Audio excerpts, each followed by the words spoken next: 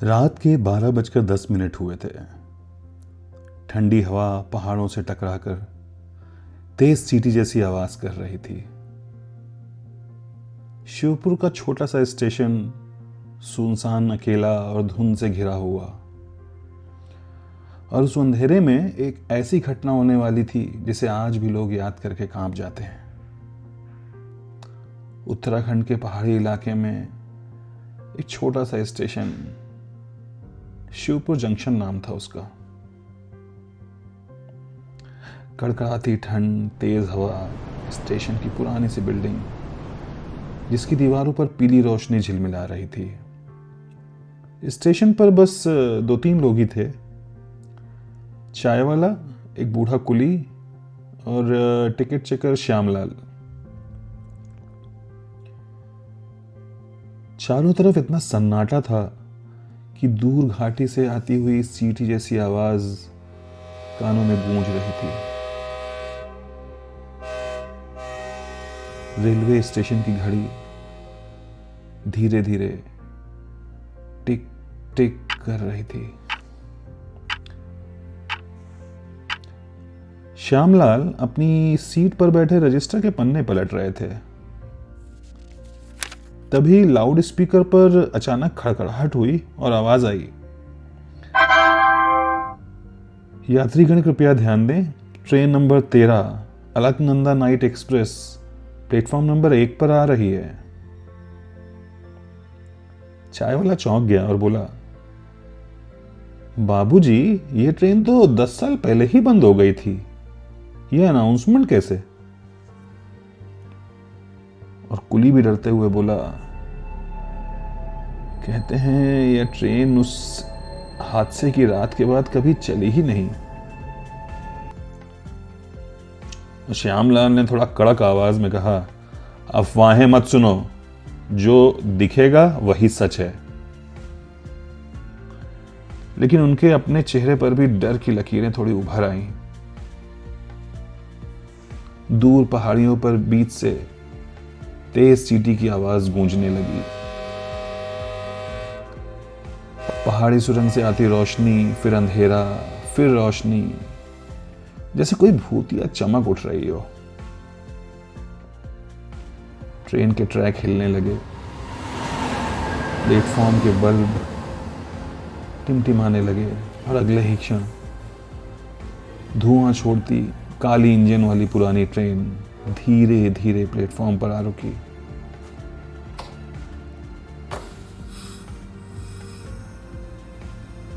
पूरा स्टेशन जैसे कांप उठा। दूर तक किसी ने भीड़ की आवाज नहीं सुनी। पूरी ट्रेन एकदम खाली थी। हर डिब्बे में अंधेरा, खिड़कियां टूटी हुई, सीटों पर धूल की मोटी परत। वो देख के ही लग रहा था कि जैसे सालों से किसी ने इसको छुआ भी नहीं है। श्यामलाल के गले से आवाज ही नहीं निकल रही थी। फिर अचानक से किसी डिब्बे में टिंग टिंग टिंग बेल बजने की आवाज हुई।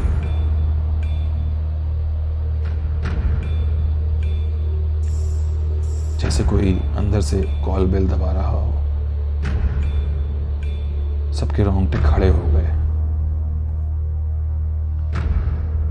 धीरे धीरे प्लेटफॉर्म की तरफ कदमों की आवाज आई।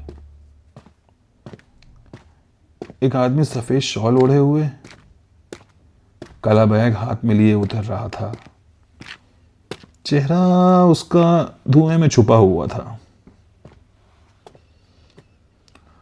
वो बहुत ही धीरे आवाज में बोला, टिकट चेक कर लीजिए साहब। श्यामलाल कुछ सेकंड तक खड़ा रहा। उसके हाथ कांप रहे थे। उसने उस कांपते हुए हाथों से एक टिकट लिया। टिकट पर लिखा था, ट्रेन नंबर 13 21 नवंबर 2015, सीट नंबर 43। श्यामलाल ने टिकट देखा और दंग रह गया, क्योंकि आज तारीख थी 21 नवंबर 2025। यानी टिकट की तारीख से ठीक 10 साल के बाद। श्यामला ने धीरे से उस पैसेंजर से पूछा,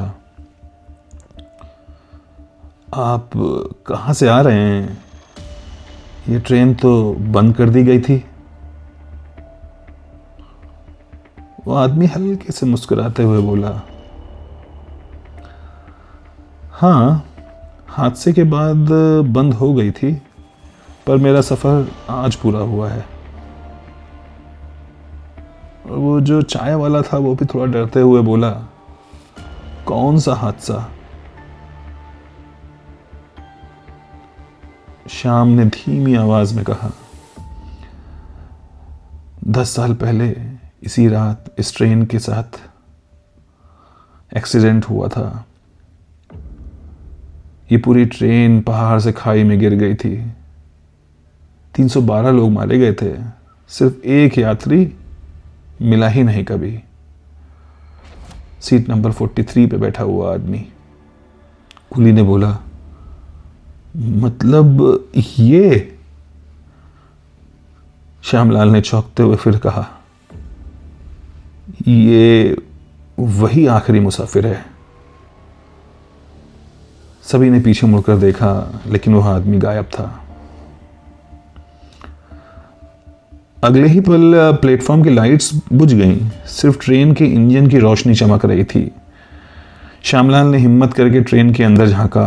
हर सीट पर धूल जमी थी, लेकिन सीट नंबर 43 एकदम चमक रही थी, जैसे अभी कोई बैठा था और अभी जस्ट उठा हो। सीट के सामने एक पुराना मुड़ा हुआ डिब्बा रखा था। उसने धीरे धीरे डिब्बा खोला। अंदर एक लेटर रखा था। उसमें लिखा था, अगर ये कोई पत्र पढ़े तो मेरी पत्नी माया को बता देना कि मैंने घर लौटने की बहुत कोशिश की। मुझे उससे कहना था कि मैं उस दिन उससे रूठा नहीं था, बस एक पल की नाराजगी थी। मैं उसे ये बताना चाहता हूं कि मैं उससे बहुत प्यार करता था। पत्र के आखिरी शब्द खून के दाग से भरे थे। श्यामलाल के हाथ कांप रहे थे। उन्होंने पत्र उठाया और कहा, हमें अब इस माया को ढूंढना होगा।